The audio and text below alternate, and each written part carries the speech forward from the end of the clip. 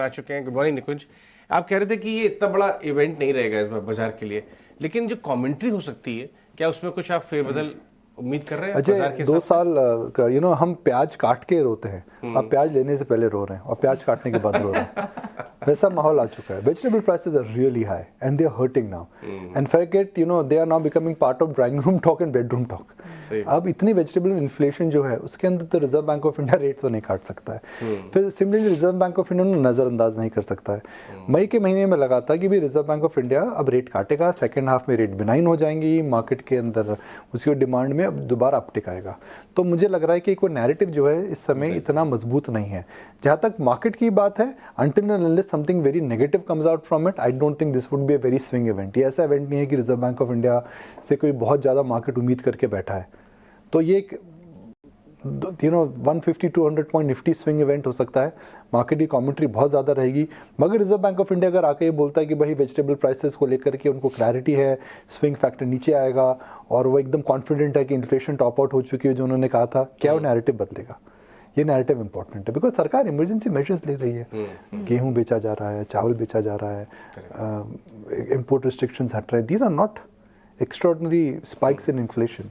मैं जैसे बोला, टमाटर चटनी में, अब चटनी में टमाटर गायब है और कांदा भजिया के अंदर प्याज गायब है। इस तरह का माहौल आ गया। 300 रुपये किलो जो 25-50 रुपये किलो बिकता हो चीज़, उसको 300 रुपये किलो हो गई, तो फर्क तो पड़ा ही है।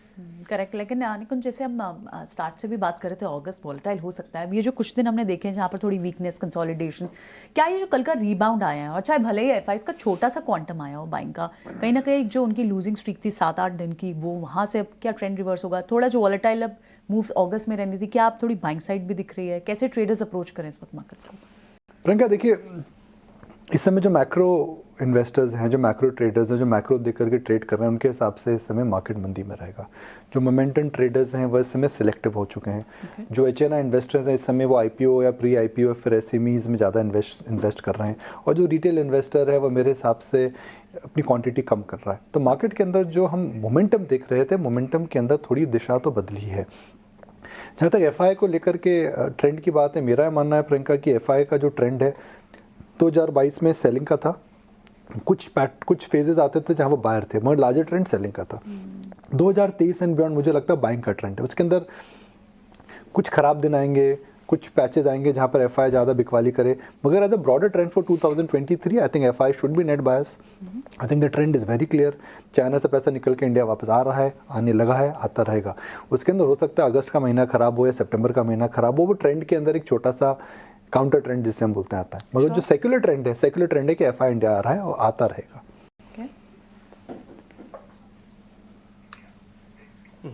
निकुंज सर, गुड मॉर्निंग। एक्चुअली मेरे पास ना 2 क्वेश्चन है, मैं दोनों को क्लब करके आपसे पता कर लेता हूँ। पहला है एक तो क्रूड वाला, ये $87 के आसपास आ गया, ऑलमोस्ट साल की हाई पर है, क्योंकि आज एमपीसी की बैठक है तो शायद क्रूड पे भी आरबीआई गवर्नर कोई बात रखें। आपका एनालिसिस क्रूड पे क्या है? और दूसरा सर, अभी आप कह रहे थे थोड़ा सिलेक्टिव हो गए हैं मार्केट के अंदर, इंडाइसिस रेंज में फंसे हुए हैं, बट सिलेक्शन के साथ शेयर्स खरीदे और बेचे जा रहे हैं। ये पॉजिटिव सिलेक्शन कहाँ पे हो सकता है और नेगेटिविटी कहाँ पे ज्यादा है?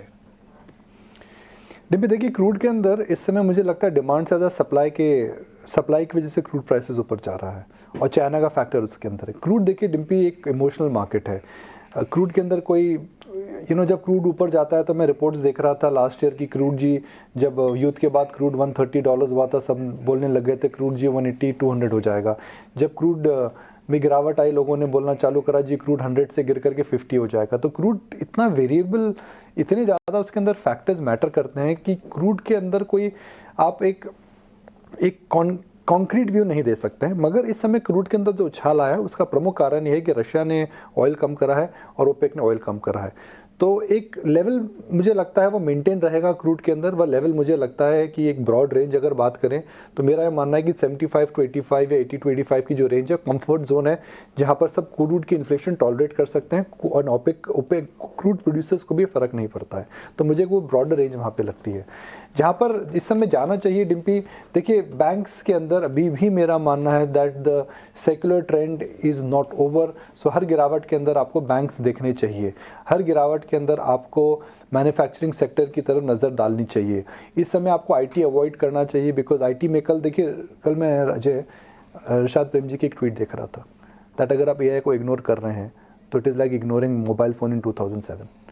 और आईटी को लेकर के सबसे बड़ा झटका, एआई को लेकर के सबसे बड़ा झटका किन को लगेगा? Indian IT company. Indian IT जो बिलीवर्स हैं वह कहते हैं जी एआई तो है इंडिया के लिए अच्छा है बिकॉज इससे प्रोडक्टिविटी बढ़ेगी, मगर जो इंडियन आईटी का जो मॉडल है जब एक बॉडी शॉप मॉडल है, आर्बिट्राज मॉडल है, number of man power with number of people.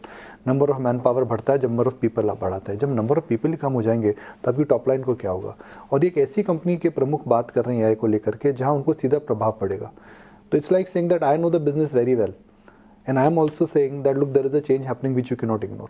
तो एक बहुत बड़ा स्टेटमेंट है कि एआई को लेकर के पहली बार हमने देखा और ऋषाद प्रेम जी से आ रहा है जो खुद इतनी बड़ी आईटी कंपनी इतनी बड़ी आईटी कंपनी। आप देखिए पुरानी जो चेंजेस आए थे वो आईटी कंपनीज के लिए एक बूम सेलिब्रेट हुआ है। Y2K के बाद एंटरप्राइज आया, एंटरप्राइज के बाद स्मैक आया, स्मैक के बाद डिजिटल आया, उसके बाद सब चेंजेस में Indian IT companies have always benefited. In this case the jury is not out कि एआई की वजह से मैन पावर डिप्लॉयमेंट कम होगा। मैन पावर डिप्लॉयमेंट अगर कम होता है तो क्या प्रोडक्टिविटी बढ़ेगी? जी हाँ बढ़ेगी, मगर क्या टोटल बिलिंग रेट कम होगी? क्या नंबर ऑफ वर्किंग आवर्स कम होंगे? क्या रेट्स कम होंगे? मुझे नहीं पता, पर आने वाला समय एक बहुत इंपॉर्टेंट समय है।